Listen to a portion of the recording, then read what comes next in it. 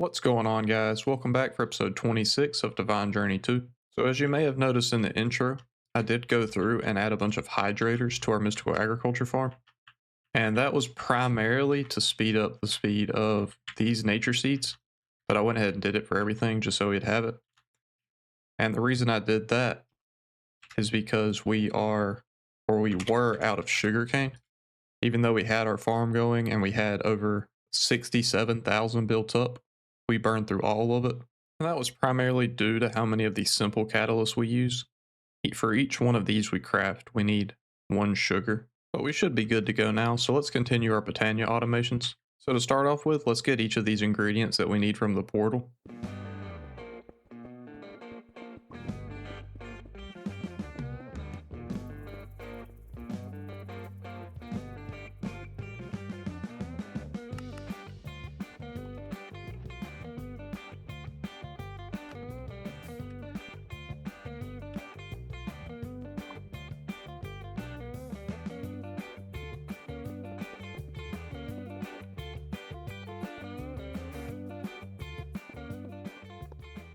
Alright, and this setup's basically done.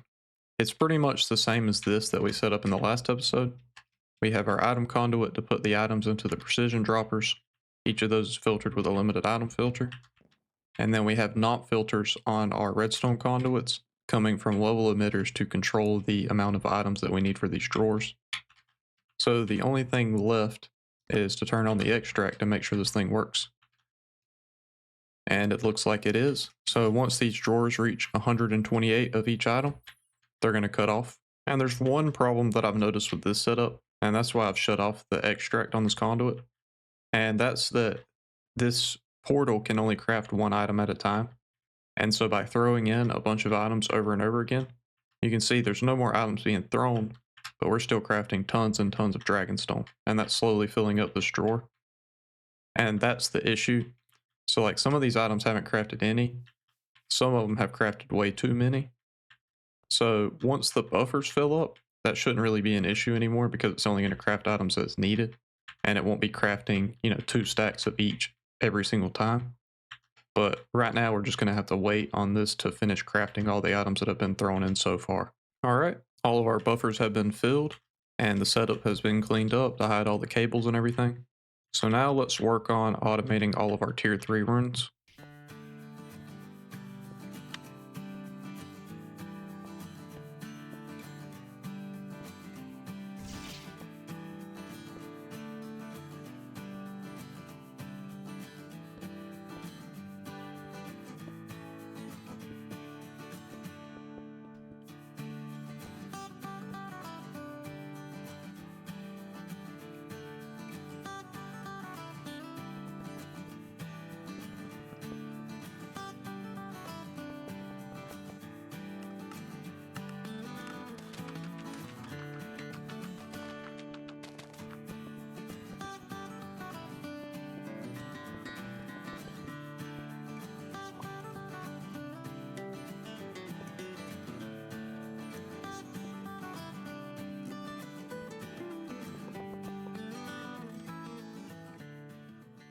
Alright, these are all running now, or the bottom 2 are running. We're waiting on buffers to fill. We're running out of mana diamonds and pixie dust and dream matter, but that's going to end up draining all of these mana pools. I even added a top layer to increase this battery even more, but it's still going to drain them all. So I'm going to end up having to shut the conduit off over here again, and we're just going to have to play it by ear like we did in the last episode with these 2 towers. But at least we have all of these tier 3 runes automated. And we can also claim this quest reward to increase the proficiency of this since we're running out of mana diamonds. So now while we're waiting on all of these things, 1, I am going to clean this area up, make them match these 2 towers. Man, that's getting loud. I'm gonna have to put some mufflers over here. And 2, I'm going to build a on-demand runic altar setup over here. Very similar to these. The only difference is it'll be interfaces instead of impulse hoppers. And we won't need all the redstone shutoffs. Alright, well we're getting somewhere slowly. This last one is still filling in with mana because mana is becoming a big issue. But basically we have the ME interfaces, which we can put our patterns into, pointing into the mechanical users. then those will push all the items onto the runic altar. And eventually I will put a ranged collector here to pick them all up and then send them back into the ME system. But that's basically how this is going to work. And since mana is becoming such a big issue, I think we might try to go ahead and upgrade these mana spreaders to the next tier. That's going to be the elven mana spreader, which requires runes of lust. So let's go ahead and get started crafting some more of these. Oh, never mind. We have 59 here in this buffer, so we should be good. And we can craft up 9 elven mana spreaders. Then we got to get back in here and link all the flowers to a mana spreader. Now that all those are linked up, the only thing left to do is to point all of these at this mana pool. And there we go. That should make our mana generation about 50% faster. And when we get the Gaia mana spreaders, it's going to be a lot faster, but we need to fight the Gaia Guardian for that first. But at this point, it's just a waiting game. So let's move on to this quartz quest, where we have to automate 5 more types of quartz. Alright, so in order to produce a couple of these types of quartz, we're going to need to get down 3 more vats. And these will also get a fluid tank just for a little bit bigger buffer. Then we're going to send water, melon, and seeds into the first one. That's going to give us hooch, which we're going to push out into the adjacent tank. Then we'll extract that from the tank on the white channel into the next one, which will also get redstone and blaze powder. And that's going to produce fire water. And we're going to do the same thing with this one up into the next vat. And the items for that one will be glowstone and sunflowers. And that's going to give us liquid sunshine as our last fluid. From there, we'll hook up the fire water and liquid sunshine up with fluid storage buses. Then we can send the fire water to a fluid transposer with mana quartz. And that'll give us blaze quartz, which will then go into an alloy smelter along with Virtus. And that'll give us red quartz, which will send into another fluid transposer with liquid sunshine to get sunny quartz. Then the next type of quartz is elven quartz. And this actually needs to be done in an elven trade. But we are still out of mana, so we're going to skip this one for now and move on to lavender quartz, which needs elven quartz in order to be able to craft. So we're not actually going to be able to do the craft, but we're going to start working on automating alliums. And to do that, we're going to take a little tip from the DJ2 Discord server, and we're going to build a second quantum quarry. Now, I'm not just doing this for flowers. I would also like to do this with ores, so I don't have to move the builder anymore. But it's just a bonus that we're going to get the flowers from it. And in order to do that, we're going to set our biome marker to a flower forest where these alliums can be found in abundance. As for our enchanted book, we're going to go with efficiency 5, rive 3, and silk touch. Now we just need to supply it with power. For that, we're going to use an ultimate energy cube connected to a power cell through a phantom energy face. This is going to need to go here. And just like the other one, we're going to need to pull out of all sides and then send into this one with a melodic capacitor. And for the time being, while we go through the process of trying to filter this thing, we're just going to use a small storage crate for storage, and we should be able to flip it on now. Alright, at this point I think I have most everything added to this blacklist in here, and I have it being pulled out of this small storage crate by this phantom face with some integrated dynamics straight to this drawer controller. And eventually we'll move this phantom face down here and have this quantum quarry auto output to it. But for right now, we're just going to let this thing run for a while, and if anything else pops up in here that I need to add to the blacklist, I'll do that. But now we should be able to remove this builder that we have in the deep dark, and we can repurpose this at a later time. For now, they'll just go into the ME system, and we have a bigger problem to deal with. We're starting to backlog on the ores because they're not able to process it as fast as the quantum quarry can mine it. So to start off with, we're going to replace all the mechanism machines with the elite tier. And lastly, we'll take these pulverizers up to resonant tier and give them 2 more auxiliary reception cools.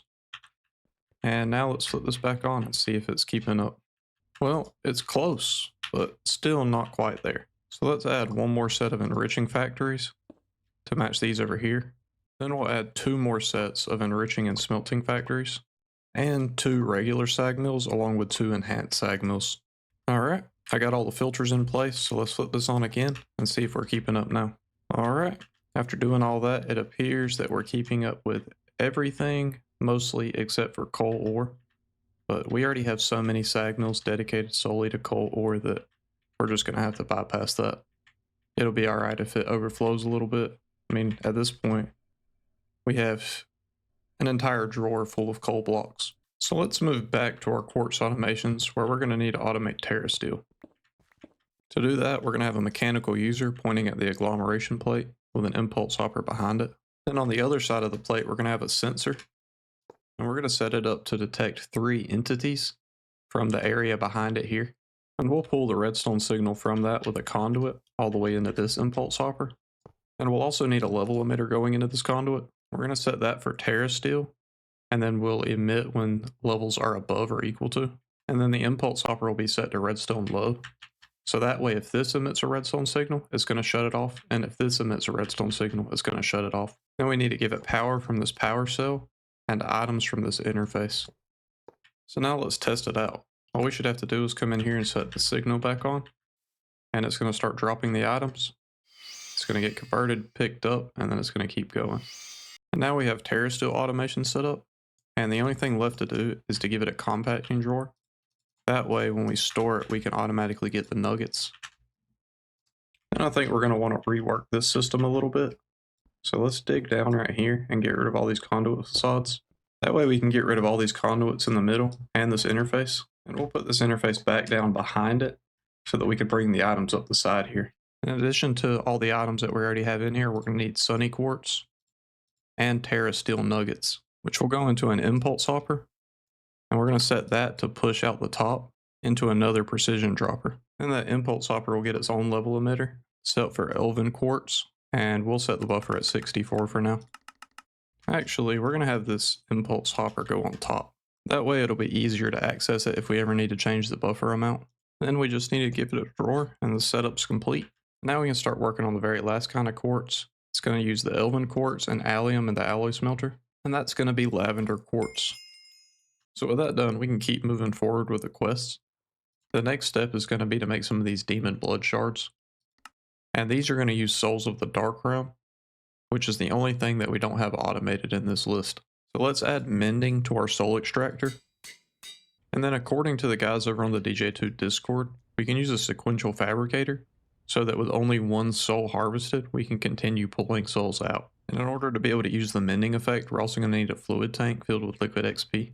And for some reason, it's only getting a couple crafts, sometimes even one before it gets pulled back out. And I'm assuming that has something to do with the fact that the soul extractor is a content tweaker item.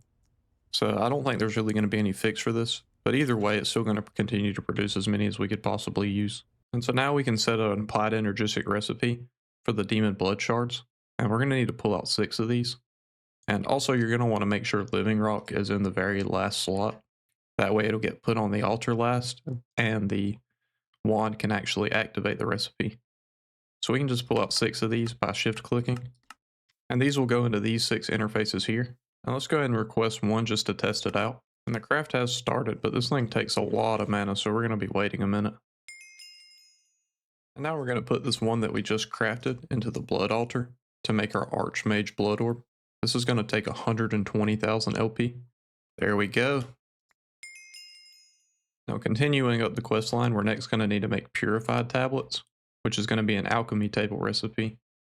And these are going to require runes of sloth, clean runic plating, weak blood shards, which we have automated, and ethereal slate, which we'll have automated soon. But before we get into that, I want to get a few more prerequisite automations. So let's get a crafter tier 2 to make us dark cores, defensive cores, offensive cores, and holy cores. So with those now automated, we're going to get down an alchemy table with another impulse hopper behind it. Then we're going to set up this impulse hopper with 2 concentrated catalysts, 2 imbued slate, a defensive core, and an offensive core. Then when we give that a master blood orb, it'll give us cracked runic plating. Then we'll need to use integrated dynamics to be able to pull that out, since this thing only likes to use the bottom side. Hold on, I need to grab another cable. So once we connect this up, we can come in here and set this to down. Then we'll create an item variable for cracked runic plating. And we're going to set that into the import item slot. That cracked runic plating is then going to go into another blood infuser. But before we do that, we're going to need to fill in these slots, which will be with a promise of tenacity 3, 8 promises of productivity, and 4 promises of velocity. And that'll give us our clean runic plating. And since those do use 200,000 millibuckets of blood each, we're going to go ahead and do this quest to upgrade our sanguinary pedestal. And this is a pretty simple craft. We already have everything we need for it. So let's go get one real quick. Even though I'm not sure that we'll need it since we already have 261 million millibuckets of blood already. We can get this new one down anyway. Then we'll get down another alchemy table setup, and this one will receive 2 weak blood shards, 2 clean runic plating, a rune of sloth, and an ethereal slate. Then when we put an archmage blood orb in here, we'll get purified tablets, which are used to make magical tablets. But first we're going to need to get some metamorphic stone, and that's going to require us to make the metamorphosis. The first step in that is to make a morphing petal by throwing a light gray, cyan, red, green, and seeds into the petal apothecary. And we're going to need 2 of those. Then we're going to put these into the Fey Crafter with a rune of summer, a rune of greed, and a lavender quartz. And that'll make us our metamorphosis. And I'm pretty sure this works very similarly to the pure daisy. We just plant it on the ground and then put some stone nearby, and it's going to instantly transform it into metamorphic stone. So to automate this, we're going to get down a block placer. We're going to filter that for stone. And then we're going to need to get our flower down somewhere. That'll probably be here. And then a world block importer facing upwards into a block that'll be here. So let's place a block. If I can. There we go. We need to break down and place a world block importer there. So in order to get this thing working, we need to create an item variable for stone. Then we'll put that and pick up item blocks, but we don't actually want it to pick up stone. We want to come through here until we find blacklist and change this one to true. And we're also going to want to find silk touch and change this one to true as well. Alright, so at this point, the only thing we need to do to get this thing to work is put our flower down. And the reason I'm putting it over here on this side is because it needs to be in range of all the mana generated. And then we can put a stone into our block placer. And it's going to start collecting all that and putting it into this crate here, which is going to get a storage bus.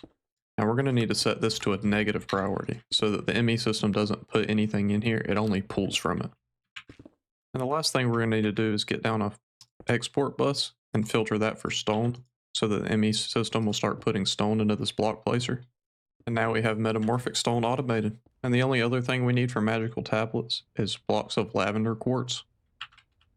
And we have the lavender quartz automated, so I'm curious if we can just use a compacting drawer for this, or if we're going to have to use a crafter. It appears we can use a compacting drawer, so we'll just replace it with a compacting drawer. Then we'll set up another Hellfire Forge automation up here, which will receive blocks of aluminium, blocks of lavender quartz, metamorphic plain stone, and purified tablets, which will craft up magical tablets. We need these for a few different things, but firstly we're going to make 4 Gaia pylons from our Natura pylons. And now we're going to need a large flat area to begin setting up for this boss fight. Hopefully this area will be big enough. I might have to dig some of this out, but we'll make it work.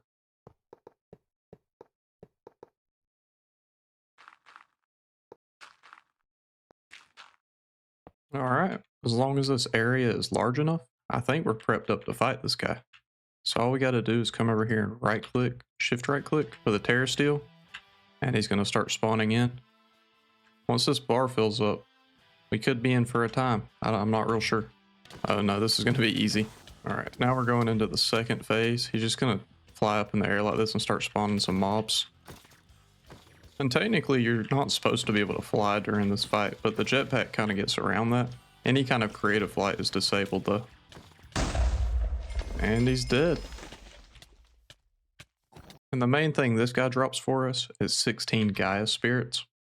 I've been waiting a long time to get these because these are used to make stellar alloy ingots. So let's go ahead and make 2 of them. I was going to use crystalline brown slime, crystalline alloy, and then Gaia spirits.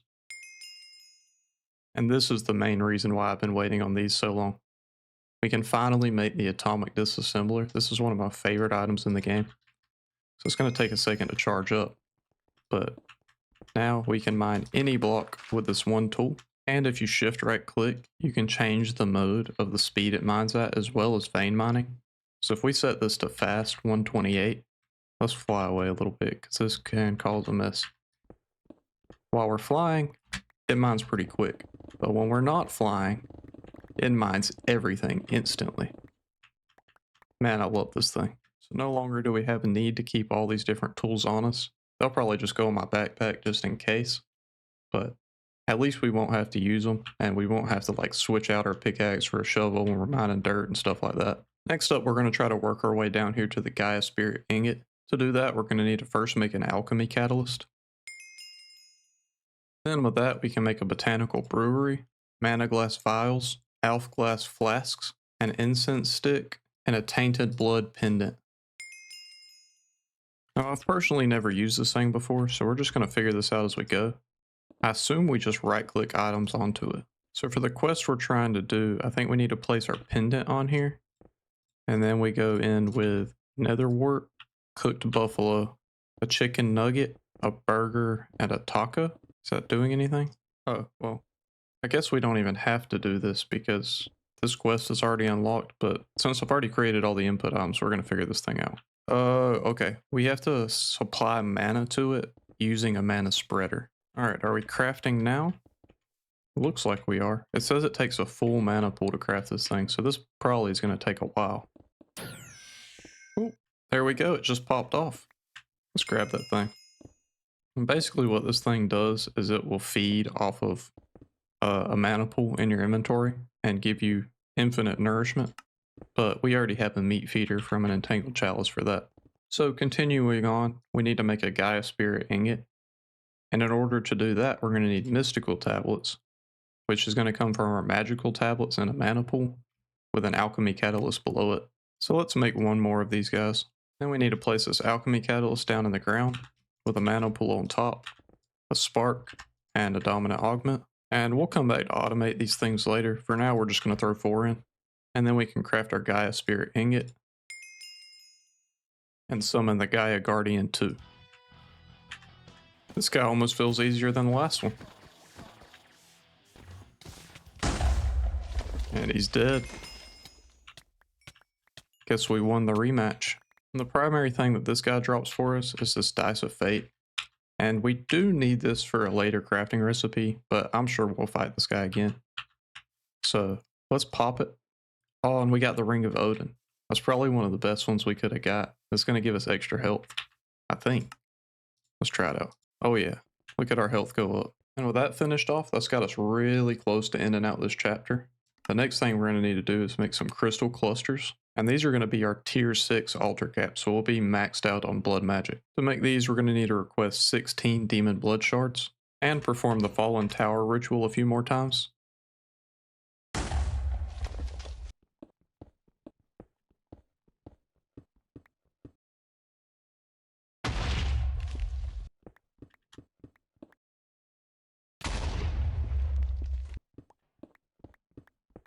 So that we can craft up 4 blocks of angelic silicone crystal mixture, and then we can craft our 4 crystal clusters.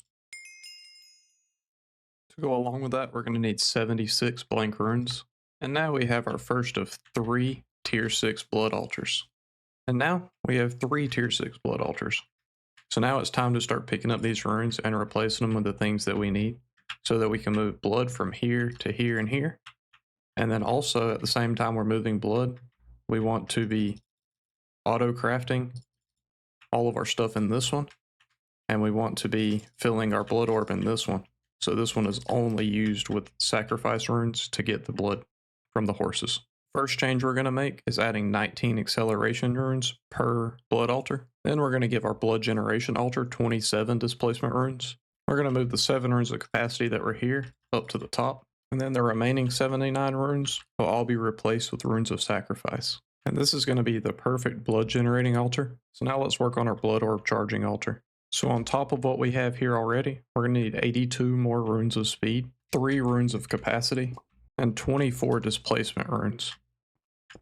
And that's giving us roughly 15 to 20,000 LP into the network per second, as opposed to the 3,000 or 4,000 that we were getting before. So this is perfect. And finally, we're going to work on our crafting altar.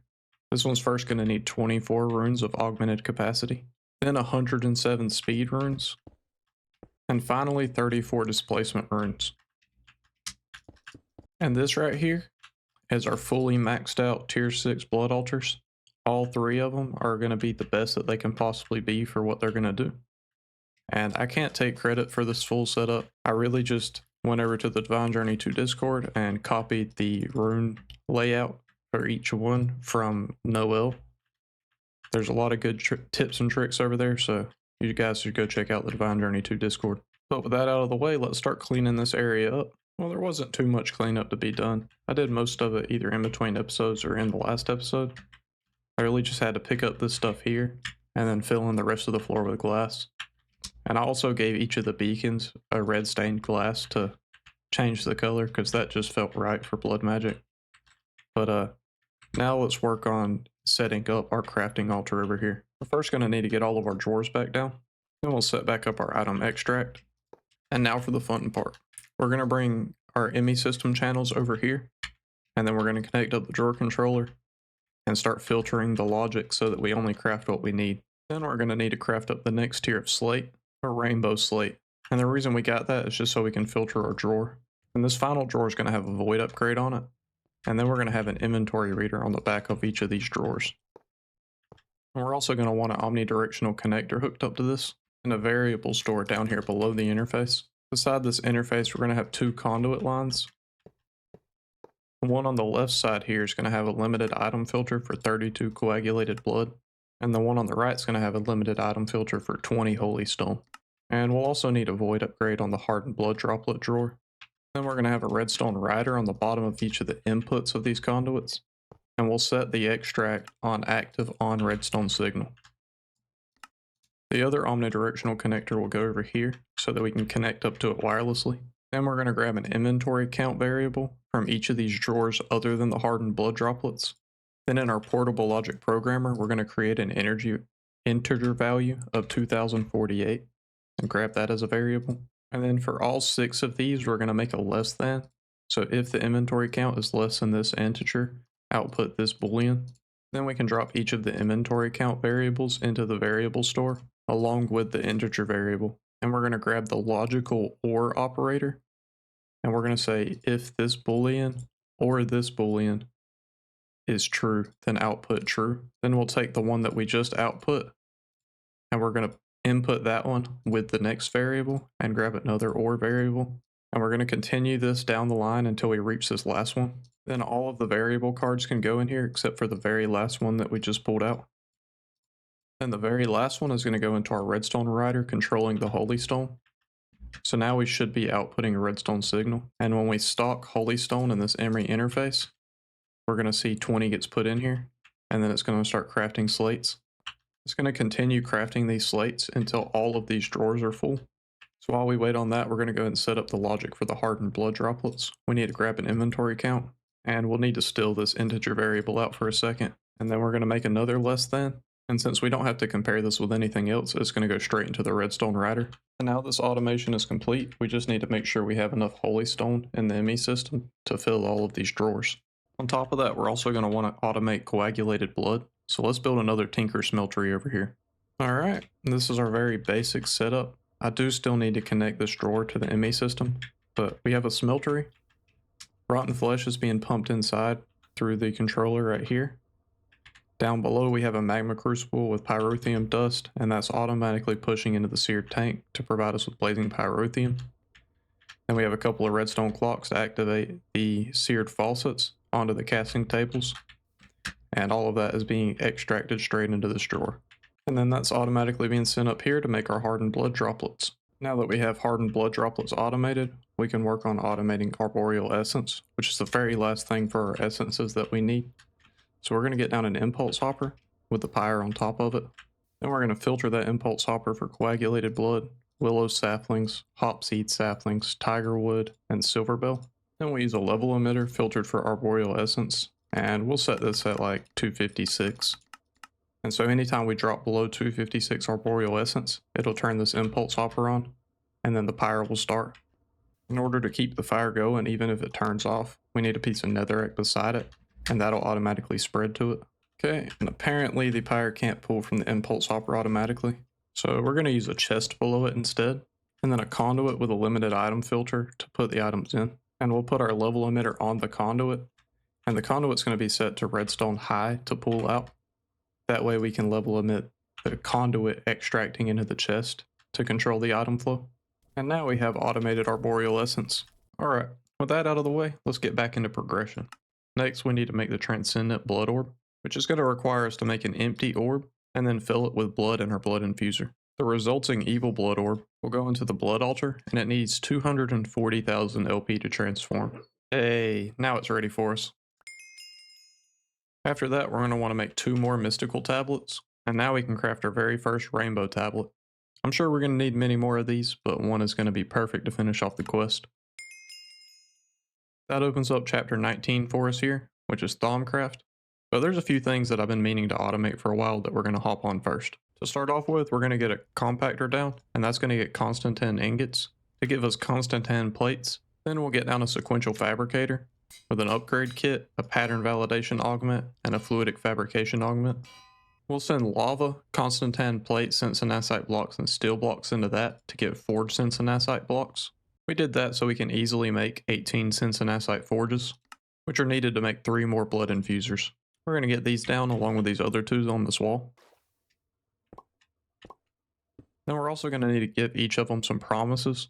So let's set up the one we were using for manual crafts to do on demand. And we'll also need to set up a Hellfire Forge for on demand recipes. And since we're doing that, we might as well go ahead and create the highest tier Tartaric gem, the Grand Tartaric. We'll give this Hellfire Forge a recipe for filled bowls of empty promises. Then we'll give the Blood Infuser a recipe for each of the tiers of bowls of promises, and a recipe for the Diamond Promise Acceptor. And we'll teach the ME system how to make the Promise of Tenacity 3, the Promise of Velocity, and finally the Promise of Productivity. So now we should be able to request for 3 more Promises of Tenacity 3, 24 Promises of Productivity, and 12 Promises of Velocity. Then we're going to send in Dark Gems and Dead Bushes. And the last one's going to be for Carmen Bozia, but we don't have access to Vengeance Assets yet. Or actually we do, we just haven't made any yet. And that'll give us Dark Power Gems and Undead Saplings. Next up, I want to work on automating refined corallium, so we're going to get down our Silk Touch builder in the Abyssal Wastelands, and we'll filter that to only pick up Abyssal Stone, and that'll automatically be sent back through our remote storage into this drawer system. Now that we have that, we can set up an alloy smelter that'll push to a smelting factory. The alloy smelter is going to receive Abyssal Stone, Ender Alloy Basic, and Corallium Gem Clusters, which will make chunks of corallium, and those will be smelted down into 2 refined corallium ingots. Next, I want to upgrade all of our mana spreaders for our Botania area. We'll take all the mana spreaders on our generating flowers up to Gaia tier, and this is officially as fast as our mana production can possibly go. All the rest of our mana spreaders, making all of the different runes, we're just going to take those up to elven tier, and then we'll also give them mana lenses just like these. And honestly, I think I do want to go ahead and take these ones up for the on-demand craft to the highest tier, which is Gaia. That should greatly increase our crafting speed. We shouldn't have to worry about these Botania runes anymore. I mean, just look how fast this water rune is crafting. In a matter of a few seconds, we go from no rune to rune. Now that that's done, I want to work on making some of these stellar upgrades, because this is going to allow us to increase the speed of our machines greatly. But before we do that, we should add Gaia spirits to the storage monitor. And to be honest, we're already looking lower than I'd like to be. So let's kill another Gaia Guardian too. That's a little bit better. So let's encode some recipes. So I'm curious how much of an effect this will actually have, because on here it just says it increases the energy and storage speed. It doesn't give you a specific amount though. So currently this thing can do 360. If we put this in here, it can now do 585. So not a double, but maybe like a 1.5 times increase. Either way, that's really going to help our dark steel production. And honestly, what needs it more than dark steel right now is this energetic alloy. If I do end up wanting to craft any more of these though, I'm going to need to go raid the inn for some shulker shells. But with that out of the way, let's get our very first piece of Salus Mundus for Thaumcraft. We just need to crush down our rainbow tablet. Now you would think this would complete a quest, but the quest actually calls for 2. Now we can't afford to just keep crushing down rainbow stone, and that's where this recipe comes in play.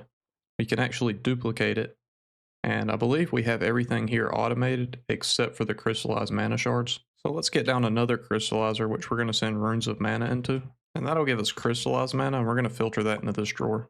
Then we're going to get down to crafter tier 1, and next to that a frame drawer. So now that we have all of the ingredients in here, what we're going to want to do before we turn this on is we're going to set up the backside.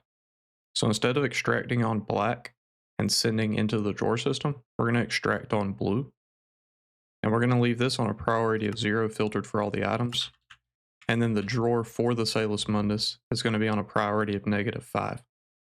So when we turn all of this on, the system is going to prioritize putting the Salus Mundus back in here to craft into 2 before it sends it to this drawer. That way we never run out of Salus Mundus and we don't have to grind down any more rainbow tablets. But with that all said and done, that's going to set us up really nicely to get into Thaumcraft in the next episode. But I think this is where we're going to end this one for now. Thank you so much for watching. I really hope you enjoyed. And if you did, make sure to drop down and leave a like, comment, and subscribe. And I'll catch you in the next one.